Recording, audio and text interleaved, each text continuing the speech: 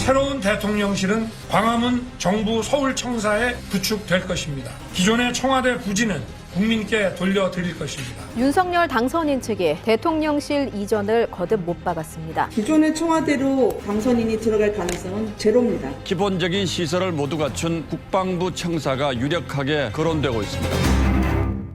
지금의 청와대로는 들어가지 않는다. 그건 100%다.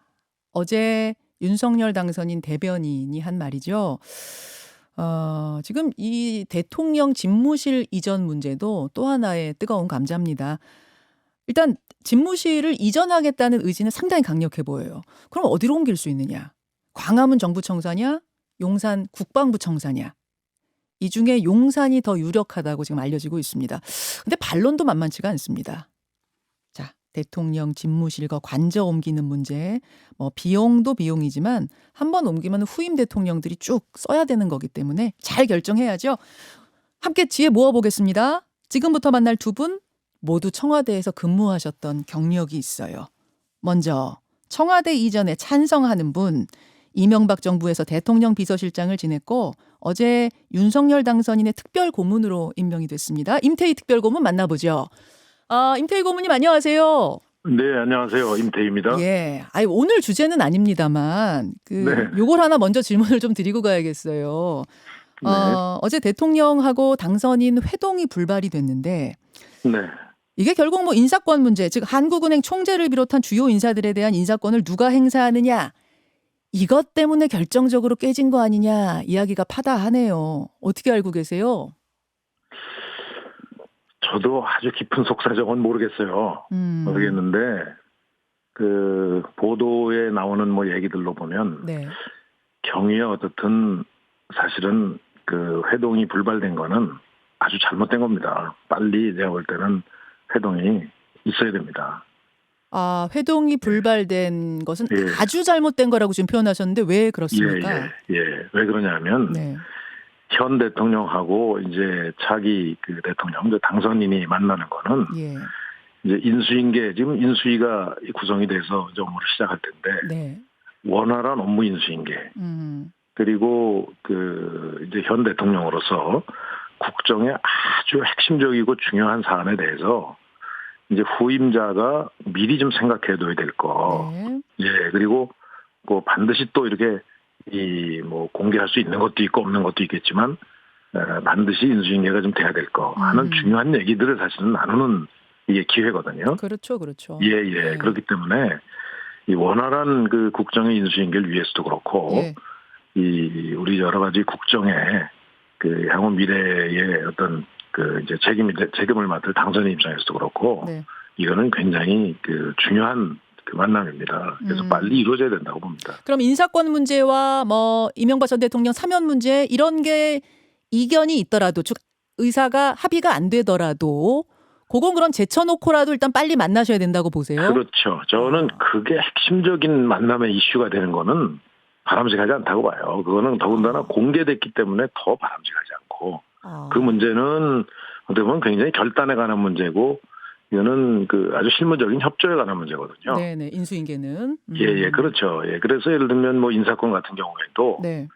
사실은 이제 현 정부하고 이제 차기 정부를 맡을 그 입장에서 보면 서로 상대방 입장을 생각해 보면 그는 어떻게 해야 되는지는 사실 선이 있지 않습니까? 그렇죠. 예. 예, 그거는 상식적으로 생각해도 그건 선이 있는 거거든요.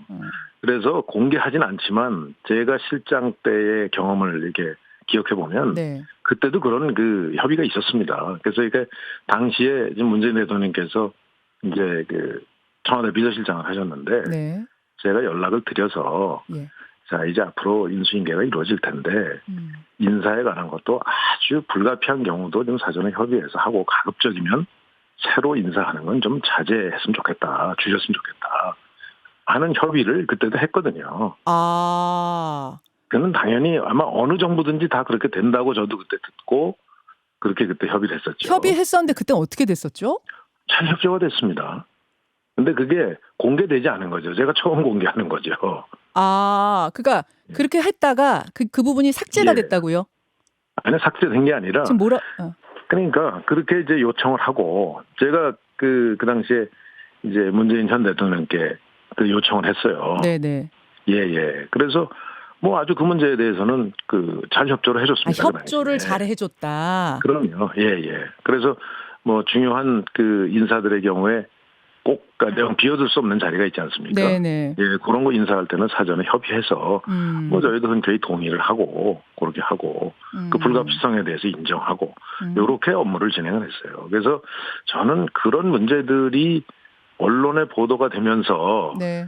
그게 마치 그 공개적인 어떤 이런 그 논의 사항이 되는 것 자체가 네. 좀 저는 적절치 않게 된 거다 이렇게 생각합니다. 알겠습니다. 그 아주 짧게 이명박 전 예. 대통령 사면에 대해서는 어떻게 생각하세요? 왜냐하면 어제 민주당 초선 의원들이 사면하시려거든 윤석열 당선인이 대통령 되신 후에 하셔라 이런 입장까지 나왔거든요. 저는 뭐 이 문제에 대해서는 작년 말에 국민 통합 차원에서 박근혜 대통령을 사면했지 않습니까? 네. 저는 사실은 그때 같이 했었어야 맞다고 봅니다. 예. 통합 그래서 차원에서. 이 문제는 예, 그렇죠. 그래서 이 문제는 이제 대통령께서 그 어떤 차원에서 이 같이 결정을 했어야 될 사안으로. 근데 이미 그건 끝난 이야기니까 끝난 윤 이야기죠. 대통령이 예, 그 예. 윤석열 대통령이 되시고 나서 하시는 건 어떠냐에 대해서는 어떻게 생각하세요? 그래서 이 문제도 제일 바람직하기는 사실은 회동이 성사가 되면 예. 뭐 자연히 업무 인수인계 얘기를 하고 예. 그다음에 작년에 사실은 그 사안에 대해서 좀 나는 생각이 이렇다 하는 의견을 얘기해서 현 대통령께서 임기 마무리하시기 전에 좀 해결하시면 어떻겠나. 예, 그게 좋지 않겠나. 이렇게 사실은 얘기를 하면 저는 그 문제는 정리가 되지 않았을까 하는 생각이 들어요. 근데 지금은 저게 공개돼 버리고 네네. 또 저렇게 입장들이 서로 이제 다른 입장이 네. 노출이 돼서 저는 지금 예상으로는 아마 현 정부에서 과연 흔쾌히 추진하겠는가 하는 생각이 드네요. 그렇게 예. 좀 멀어졌다고 보시는군요. 알겠습니다. 예. 사실 청와대 이전 문제를 오늘 논하려고 섭외를 드린 건데 예. 공약은 광화문으로 옮긴다는 게 공약이었는데 지금 네. 용산 국방부 청사가 더 유력해진 거 맞죠, 고모님? 그렇게 알고 있습니다. 그렇죠. 용산 국방부 청사로 옮겼을 때 장점은 뭡니까? 저는 이 문제는 먼저 말씀드리기 전에 네네. 이게 과연 그 당선인의 의지가 이제 워낙 강하고 또 이게 이제 정치 변화의 뭐 상징으로 이렇게 좀 그 공약하고 이렇게 이제 인식을 하는 것 같아요. 예, 그래서 지금 아마 다른 얘기하기가 굉장히 어려울 겁니다. 특히 이제 이 인수위원회 참여하는 실무진들 입장에서는 더 그럴 겁니다. 예. 예, 근데 지금 입장에서 정말 국정에 시급하고 중요한 게 뭔가 하는 걸 다시 저는 한번 국민 여론을 생각하면서 좀 생각해봤으면 좋겠어요. 고모님 그러면은 국민 예, 여론이 예. 좀 이렇게 갈라지고 용산은 주저주저하고 이러면은 그걸 접고 청와대로 갈 수도 있다라고 고모님은 개인적으로 아니, 저는 개인적으로 예. 이 문제에 대해서는 시기를 정해놓고 이렇게 추진하는 거는 매우 무리가 따를 가능성이 많다고 봅니다. 이제 우선 용산이 예. 가령 용산이냐 광화문이냐 보면은 아마 경호나 예. 그다음에 대통령실이나 이거는 굉장히 많은 인프라가 들어가야 되거든요. 예. 예, 이거는 일반 그 뭐 정부 청사하고는 다르게 그렇죠. 굉장히 보안이나 통신이나 이런 부분에서 굉장히 인프라가 들어가야 되고 또 주변 여건이 이제 여러 가지로 경호 경비나 또 여러 그 긴급 사태에 좀 그 대비하는데 좀 차질이 좀 적은 쪽에 아무래도 위치하는 게 좋거든요. 그렇죠. 예, 이제 그런 여건을 감안하면 네. 이제 국방부 청사가 광화문 청사보다는 아마 그런 여건이 훨씬 좋을 겁니다. 예. 왜냐하면 인프라가 뭐 상당 부분은 갖춰지고 있겠죠. 그런데 중요한 거는 네.